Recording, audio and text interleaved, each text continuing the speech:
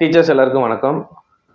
நம்ம PGTRB exam ப்ரிப்பரேஷனில் இந்த last video டிப்ஸில் நம்ம என்ன சொல்லியிருந்தோம் அப்படின்னா, டைம் மேனேஜ்மெண்ட் பற்றி நான் அடுத்த வீடியோவில் நான் சொல்கிறேன் அப்படின்னு சொல்லி முடிச்சிருந்தேன். ஸோ டைம் மேனேஜ்மெண்ட் எப்படி நம்ம வந்து இந்த பிஜிடிஆர்பி எக்ஸாம் ப்ரிப்பரேஷனுக்கு யூஸ் பண்ணலாம். கண்டிப்பாக எந்த எக்ஸாமாக இருந்தாலும் இல்லை எந்த ஒரு ஒர்க்காக இருந்தாலும் நம்மளுக்குள்ள வந்து பார்த்தீங்கன்னா இந்த டைம் மேனேஜ்மெண்ட் அப்படின்றது it's very important things. So நம்மளுடைய காம்படிட்டிவ் எக்ஸாம் ப்ரிப்பரேஷனுக்கு நம்ம இதை வந்து எப்படி நம்ம பிளான் பண்ணலாம் அப்படின்றத நான் சொல்கிறேன். ஸோ ஃபர்ஸ்ட் விஷயம், நம்ம டைம் மேனேஜ்மெண்ட்டை டிசைட் பண்ணுறதுக்கு முன்னாடி நம்ம கிட்ட எவ்வளோ நாள் இருக்கு. According to TRP annual planner படி நம்மளுக்கு வந்து பார்த்தோன்னா ஆகஸ்ட் மாதம் நோட்டிஃபிகேஷன், நவம்பர் மாதம் எக்ஸாம் அப்படின்ற மாதிரி கொடுத்துருக்காங்க. அப்போது நம்மளுக்கு வந்து பார்த்தோன்னா ஒரு 6 மந்த்து. இப்போ நம்ம கிட்ட வந்து பார்த்தீங்கன்னா மார்ச் முடிஞ்சிச்சு, ஏப்ரல், மே, ஜூன், ஜூலை. ஸோ 4 மந்த்துக்கு அப்புறம் நம்மளுக்கு என்ன ஆகும் அப்படின்னா ஒரு நோட்டிஃபிகேஷன் ரிலீஸ் பண்ற மாதிரி சொல்லியிருக்காங்க.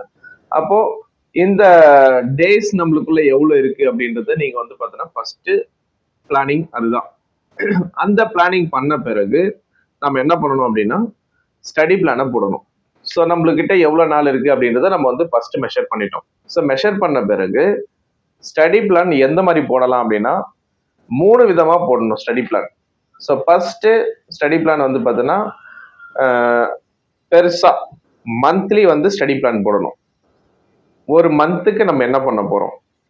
அதுக்கு அடுத்தது அதை என்ன பண்றோம் அப்படின்னா ஒரு வாரத்துக்கு நம்ம என்ன பண்ண போறோம். ஸோ வீக்லி வந்து பார்த்தீங்கன்னா அந்த மந்த்லி போட்ட பிளான்ல அதுல ஒரு வாரத்துல என்ன பண்ண போறோம். அதுக்கு அடுத்தது பர் டே என்ன பண்ண போறோம். ஸோ இதுதான் வந்து பார்த்தோன்னா உங்களுடைய டைம் மேனேஜ்மெண்ட்ல பண்ண போற ஃபர்ஸ்ட் பிளான். அப்போ நம்ம கிட்ட எவ்வளவு மாசம் இருக்கு அப்படின்னா கிட்டத்தட்ட நம்மளுக்கு வந்து ஒரு 6 to 7 மந்த் நம்ம கிட்ட இருக்கும் தாராளமா. அப்போ ஒரு மாசத்துக்கு நீங்க என்ன பண்ணுங்க அப்படின்னா 2 யூனிட்டை ஃபில் பண்ணிடுங்க போதும். ஒரு 15 நாள் 15 நாள் அப்படின்னு பிரிச்சு ஒரு 15 நாளைக்கு ஒரே ஒரு யூனிட்டை முடிச்சிருங்க போதும். ஏன்னா நம்ம வந்து பார்த்தோன்னா நம்ம பிளான் போடுவோம், ஒரு வாரத்துக்கு ஒரு யூனிட்டு இல்ல ஒரு 10 நாளைக்கு ஒரு யூனிட் அப்படின்லாம் பிளான் பண்ணுவோம். பட் பிளான் பண்ற மாதிரி வந்து பார்த்தோன்னா அந்த யூனிட் வந்து நம்மளுக்கு அமையுமானா கொஞ்சம் கஷ்டம் தான். ஸோ அதை விட பெட்டரா நம்ம என்ன பண்ணுவோம் அப்படின்னா ரொம்ப ஹை லெவல்லையும் போவோம்னா ரொம்ப லோ லெவல்லையும் இறங்க வேண்டாம். ஒரு மேக்சிமமா நம்ம வந்து 15 நாள் எடுத்துக்குவோம் ஒரு யூனிட்டை முடிக்கிறதுக்கு கம்ப்ளீட்டா. அதுல முடிச்சு பிளஸ் வந்து அதுக்கு வந்து ஒரு ரிவிஷன் போட்டுக்கிறது, ஒரு டெஸ்ட் நீங்க அட்டன் பண்ணிக்கிறது, அந்த யூனிட் வந்து பார்த்தீங்கன்னா கம்ப்ளீட்டா முடிக்கிறது, ஒரு டாபிக் கூட விடாம எல்லாமே பக்காவா பண்ணிக்கிறதுக்கு ஒரு யூனிட்டுக்கு நீங்க என்ன பண்ணுங்கன்னா ஒரு 15 நாள் எடுத்தா கூட கண்டிப்பா என்ன பண்ணலாம் அப்படின்னா 5 மாசத்துல 10 யூனிட்டை சூப்பரா பக்காவா நீங்க கம்ப்ளீட் பண்ணி முடிக்கலாம்.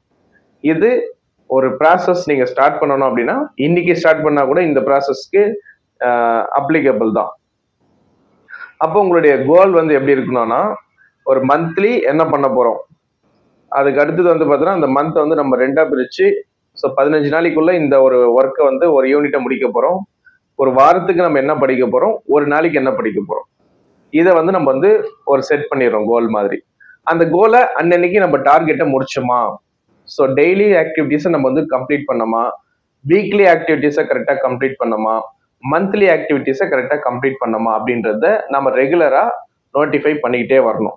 அப்படி பண்ணலைன்னா அதை பண்றதுக்கான வழிமுறையை நம்மளுக்குள்ள வந்து பார்த்தோன்னா செல்ஃப் மோட்டிவேஷன் பண்ணிக்கிட்டே இருக்கணும். அப்படி பண்ண முடியலன்னா ஓகே, ஃபெயிலியர், அவ்வளவுதான். இதெல்லாம் நம்ம வந்து பார்த்தோன்னா அதுக்கு மேல பேசுறதுக்கு எதுவுமே இடமே இல்லை.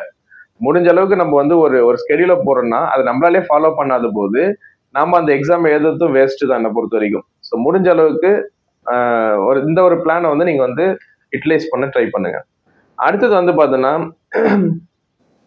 ஒரு டெக்னிக்ஸை வந்து ஃபாலோ பண்ணலாம் அப்படின்னு சொல்லிட்டு ஒரு நெட்ல வந்து கொடுத்துருந்தாங்கன்னா இந்த டைம் மேனேஜ்மெண்ட் பத்தி படிக்கும்போது இந்த போமோ டேரோடோ, ஸோ அந்த மாதிரி வந்து போமோ டேரோ அப்படின்னு சொல்லிட்டு ஒரு டெக்னிக்ஸ். இந்த டெக்னிக்ஸை பொறுத்த வரைக்கும் என்னன்னா 1 hour நீங்க படிக்க போறீங்கன்னா அதுல கண்டினியூஸா வந்து பார்த்தீங்கன்னா 50 minutes படிக்கணும். அதுல ஒரு 10 minutes மட்டும் நீங்க வந்து ரெஸ்ட் எடுக்கணுமா கம்ப்ளீட்டா. அது வந்து அந்த மாதிரி எடுத்து படிச்சோம் அப்படின்னா நம்ம படிக்கிறது அந்த 50 நிமிஷம் படிச்சது ஃபுல்லாவே நம்ம மைண்ட்ல அப்படியே உட்காருமா. ஸோ இதை வேணா இந்த டெக்னிக்ஸ் வேணா யூஸ் பண்ணி பாருங்க. ஸ்பெல்லிங் வேணா சொல்றேன், POMODORO.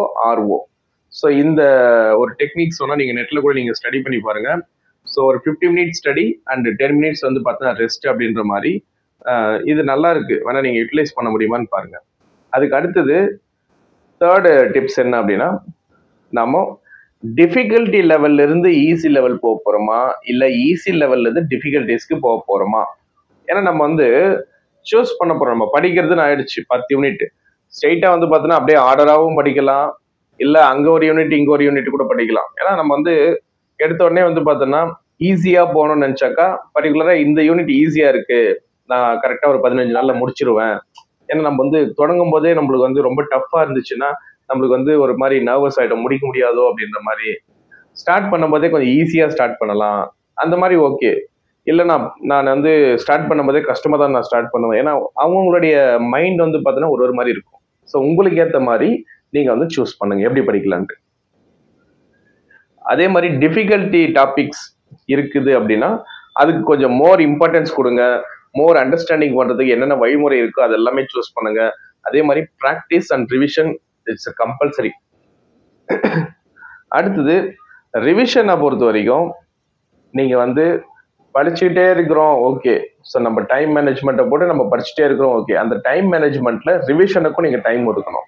அந்த ரிவிஷன் அப்படின்னு சொல்லும்போது டாபிக் வைஸ் ரிவிஷன் இம்பார்ட்டன்ட், அதே மாதிரி ஒரு யூனிட் வைஸ் ரிவிஷனும் இம்பார்ட்டன்ட். அதே மாதிரி வந்து பார்த்தீங்கன்னா ஒரு பாதி போர்ஷன் வரைக்கும் நம்ம வந்து பார்த்தோன்னா ஒரு ரிவிஷன் அந்த மாதிரிலாம் கூட நீங்கள் கொடுத்துக்கலாம். ஸோ உங்களுடைய plan according to your plan. So நீங்கள் என்ன பண்ணுங்கன்னா ரிவிஷன் கண்டிப்பாக நீங்கள் செட் பண்ணணும். அதே மாதிரி ஒரு டாபிக் படிக்கும்போது அப்படியே கொஞ்ச நேரம் ஒரு டாபிக் படிச்சுட்டே இருப்போம், அப்படியே இன்னொரு டாபிக் போய் படிப்போம், அந்த மாதிரி போகாதீங்க. ஒரு டாபிக் எடுத்தீங்களா அதை ஃபர்ஸ்ட் கம்ப்ளீட் பண்ணிட்டு அடுத்த டாபிக் போங்க, அதுதான் பெஸ்ட். கொஞ்ச நேரம் இது கொஞ்ச நேரம் அது அந்த மாதிரி போனீங்க அப்படின்னா ரெண்டுமே அண்டர்ஸ்டாண்ட் ஆகாது. அதே மாதிரி மார்க் டெஸ்ட் ப்ராக்டிஸ் அப்படின்றது very important. So mark test அப்படின்னு சொல்லும்போது நம்ம வந்து படிக்கும் போதே ஒரு டெஸ்ட் ப்ராக்டிஸ் எடுக்கணும். அது நீங்க என்ன மாதிரியான டெஸ்ட் ப்ராக்டிஸ் எடுப்பீங்கன்றது உங்க கையில தான் இருக்கு. ஸோ டெஸ்ட்டை பொறுத்த வரைக்கும் என்னை பொறுத்த வரைக்கும் எப்படின்னா ஒரு 2 days ஒன்ஸு இல்லை ஒரு 3 days ஒன்ஸு அட்லீஸ்ட் முடியலன்னா வீக்லி ஒன்ஸ் ஆச்சு நீங்க வந்து என்ன பண்ணணும் அப்படின்னா ஒரு டெஸ்ட் ப்ராக்டிஸ் கம்பல்சரி எடுக்கணும். ஏன்னா நம்மளுக்கு வந்து டேட் நம்மளுக்கு வந்து தெரிஞ்சு போச்சு, எப்படியே வந்து இந்த ஒரு பர்டிகுலர் மந்த்ல தான் எக்ஸாம் வைப்பாங்கன்ட்டு. நம்ம எல்லாத்தையும் படிச்சு முடிச்சிடலாம், கடைசியா நம்ம என்ன பண்ணலாம் அப்படின்னா டெஸ்ட் வந்து எடுக்கலாம் அப்படின்னா அப்போ வந்து நம்ம கரெக்டா வந்து கொண்டு போக முடியாது. அன்னைக்கு படிச்சோமா, ஒரு 2 days 3 days வந்து படிச்சோமா, ஒரு ரிவிஷன் டெஸ்ட்டை போட்டோமா, அடுத்த டாபிக் போனோமா, ஒரு ரிவிஷன் பண்ணோமா, இப்படி போனோம்னா நம்மளுடைய அண்டர்ஸ்டாண்டிங் லெவல் மோரா இருக்கும், சூப்பரா இருக்கும். அதே மாதிரி ஒரு சில விஷயங்களை மட்டும் நம்ம பண்ணக்கூடாது. என்னன்னா நம்ம படிக்கும்போது கொஞ்சம் இந்த சோசியல் மீடியாவில இருந்து கொஞ்சம் வந்து நம்ம வந்து வெளியே வந்து உட்காந்து படிக்கணும். இந்த வாட்ஸ்அப்போ இல்லை ஃபேஸ்புக்கோ இல்லை இன்ஸ்டாகிராம் அதே மாதிரி வந்து இந்த யூடியூப், ஸோ இதெல்லாம் வந்து நீங்கள் இந்த ஸ்டடீஸ் பண்ணுற நேரத்தில் மட்டும் என்ன பண்ணுங்க அப்படின்னா ஒதுக்கி வச்சுட்டு வந்து உட்காருங்க. ஏன்னா அந்த 50 நிமிஷம் படிங்க, 10 நிமிஷம் ரெஸ்ட் எடுங்க அப்படின்னா அந்த 50 நிமிஷமும் ஸ்ட்ரெயிட்டாக வந்து படிக்கிறதுக்கு மட்டும் தான் டைம் ஒதுக்கணும். நடுவில் வந்து ஒரு மெசேஜ் வந்துச்சு, ஒரு கால் வந்துச்சு, திடீர்னு வந்து ஏதோ ஒரு வீடியோ போட்டிருக்காங்க யாரோ, அதை வந்து நான் பார்க்குறேன் அப்படின்லாம் இருக்கக்கூடாது. ஸோ நம்ம இது எல்லாத்துக்குமே நம்ம டைம் வந்து பார்த்தீங்கன்னா ஃப்ரீ டைம் ஒதுக்க தான் போகிறோம். நம்ம படிக்கிறதுக்கான ஒதுக்கின நேரத்தில் அதை யூட்டிலைஸ் பண்ணக்கூடாது. ஸோ இதில் வந்து கான்ஷியஸாக இருக்கணும். அடுத்தது லாஸ்ட் டிப்ஸ் வந்து என்ன அப்படின்னா இந்த நம்மளுடைய body condition. So maintain proper food and proper sleep, very important things.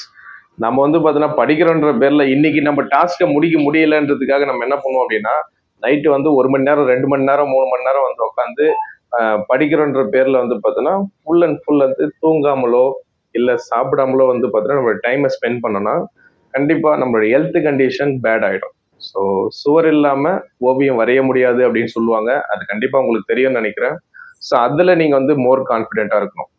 ஏன்னா நம்ம படித்ததும் வந்து பார்த்தோன்னா ஏறணும்னாலும் அதுக்கேற்ற நம்மளுக்கு வந்து ஃபுட் எடுத்துக்கணும், அதே மாதிரி ப்ராப்பர் ஸ்லீப் இருக்கணும், ப்ராப்பர் எக்ஸசைஸ் இருக்கணும். இதெல்லாமே நம்மளுக்கு வந்து பார்த்தோன்னா அடிஷ்னலாக நம்மளுடைய ஸ்டடீஸை வந்து பார்த்தோன்னா என்கரேஜ் பண்ணுற ஒரு எக்ஸ்டர்னல் ஃபேக்டர்ஸ் தான். சைக்காலஜிக்கலாக இதுவுமே நம்மளுக்கு தேவை. ஸோ உங்களுக்கு இப்போதைக்கு ஒரு சில டிப்ஸ் நான் கொடுத்துருக்கேன். ஸோ அதை யூட்டிலைஸ் பண்ணுங்க. அதே மாதிரி நம்ம மெஸ்மரைஸ் அகாடமிலேருந்து நீங்கள் எதனா புக்கு உங்களுக்கு பை பண்ணணும், நம்ம பிஜிடிஆர்பி இங்கிலீஷ் சப்ஜெக்ட் வந்து பார்த்தோன்னா நம்ம ப்ராப்பராக ஸ்டடி மெட்டீரியல் கொடுத்துட்ருக்கோம். ஸோ வேணுன்றவங்க யூட்டிலைஸ் பண்ணிக்கோங்க. நம்ம அகாடமியில் வந்து பார்த்தோன்னா புக்ஸ் இருக்குது. அதர் சப்ஜெக்டாக இருக்கீங்க அப்படின்னா அவங்களுக்கு தமிழ் எலிஜிபிலிட்டி டெஸ்ட் புக் மட்டும் நம்ம கொடுக்குறோம். ஸோ அது வேணும்னாலும் இதே மாதிரி இருக்கு புக்ஸு, அது வேணால் நீங்கள் யூட்டிலைஸ் பண்ணிக்கிறதுனா பண்ணிக்கோங்க. ஸோ உங்களுக்கு வந்து ஃபைனலாக ஒரே ஒரு மந்திர மாதிரி சொல்லணும் அப்படின்னா, கன்சிஸ்டன்டி, நம்ம வந்து ரெகுலாரிட்டி அப்படின்ற ஒரு விஷயத்தையும், அது கூடவே ஸ்மார்ட் பிளானிங் இப்போ நம்ம பண்ணுறோம் பார்த்தீங்களா, இது மாதிரி எதனா வந்து அடிஷ்னல் பிளானிங்கும் ஒரு கன்சிஸ்டன்ஸும் நம்ம ரெண்டுத்தையும் வச்சுக்கிட்டோம் அப்படின்னா கண்டிப்பாக உங்களுக்கு வந்து கிரேட் சக்ஸஸ் கிடைக்கும். All the best. தேங்க்யூ.